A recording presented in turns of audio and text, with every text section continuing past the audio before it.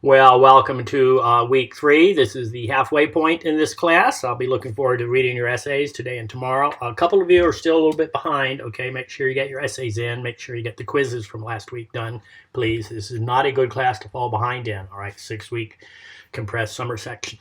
So the theme this week is love and hate. Authors throughout all of the ages have talked about these issues. All right, so I've picked out let's see, 5 different authors for you to think about. I'm starting off with some videos, pardon my analysis of Kate Chopin's The Story of an Hour. She's a famous writer from the beginning of the 1900s, and she's sort of an early feminist, an early female writer. The story has a surprise ending. You need to pay attention, all right? Make sure you really understand what the ending meant, okay?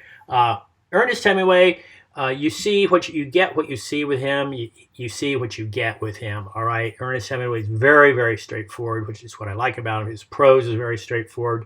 There is a subtext to this story. All right. Keep in mind, try to figure out what that is, please. Shakespeare, of course. I don't need to tell you anything about Shakespeare, I'm sure. Understanding Emily Dickinson. I'm sure you had her in high school. She's not easy to understand, but some of her poetry is really spot on. I mean, very simple, very straightforward, and yet filled with imagery. Okay, like it just kind of opens up your mind. Say, oh my gosh, what is she saying? And then Corinthians. This part of the Bible is New Testament is written by Paul. All right, and it's very, very moving. Many of you use it in your weddings, that kind of thing. It's a definition of love. All right, so please pay attention to that. Let's see. Here's an interview I'd like for you to read, because you're reading this story, Birdsong, by this author, right, from Africa, right, which is a continent, not a country, all right. And this story, Birdsong, it's very interesting. It's about infidelity, and it's also, though, about, it's a feminist story also. It's about empowering women or not empowering women, taking them for granted, okay? So read that story carefully. It's one of my favorite stories, all right? It's a great story to write about. There's a lot of subtext to it. There's a lot going on in it. And it's a fun story. It's, I think, a very, very interesting story. Story of an Hour by Kate Chopin. I mentioned that already. Watch for the ending, okay? Hills Like White Elephant. Hemingway always writes about people arguing. The couple in this story are arguing, and all of his stories have people arguing, men and women, okay? His relationship to women were very interesting, very numerous, okay? And he's pretty much a male chauvinist pig, all right, all the time. And his stories kind of come across that way. But nonetheless, I love Hemingway's writing. I love his stories. He writes with this very simple prose, just very straightforward, okay? And that kind of was new at the time when he wrote in the 1920s, 1930s, 1940s, 1950s, okay? And up until him, writing had been very, very flowery, more in the mode of Shakespeare, okay? Or more in the mode of British authors who just use lots of description, lots of detail. Sometimes good writing is all about description and detail, but sometimes it's overkill. And in Hemingway's case, he kind of allows you to fill in the blanks. He allows you to use your imagination. And he's terrific at conversation. Boy, he's just great at dialogue, okay? So here we have Shakespeare. Here we have Emily Dickinson. So this is important. You're getting ready. This discussion is important. At the end of the term, it's only 3 weeks away, okay? You're going to be doing a Google slide presentation, an audio, a narrated Google slide presentation.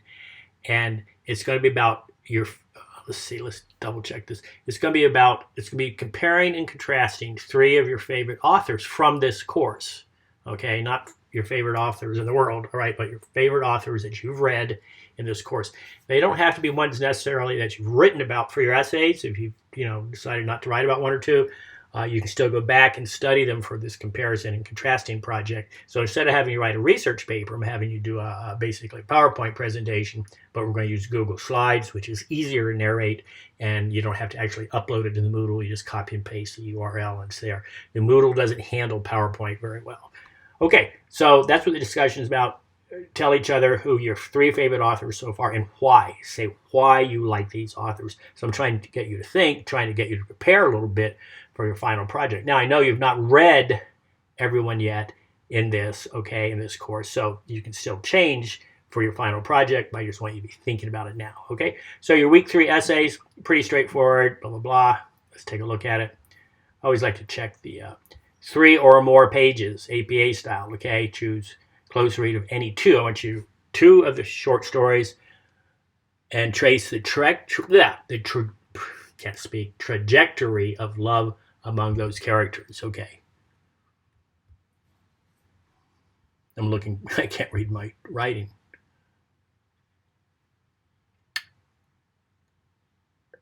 Yeah. And then also want you do one or the other. Okay. Pick one or the other. So choose two of the short stories or discuss the common themes of love among the works by Paul, that's Corinthians, okay, Shakespeare and Dickinson. Okay. Use lots of details, specifics, and direct quotes to support your conclusions. So I think that's pretty straightforward. If you have questions, you know how to get a hold of me, please. Those of you who've not turned in your essays, please get them in. This is not a good class to fall behind in, and I'm looking forward to reading your essays. So, hey, thank you very much.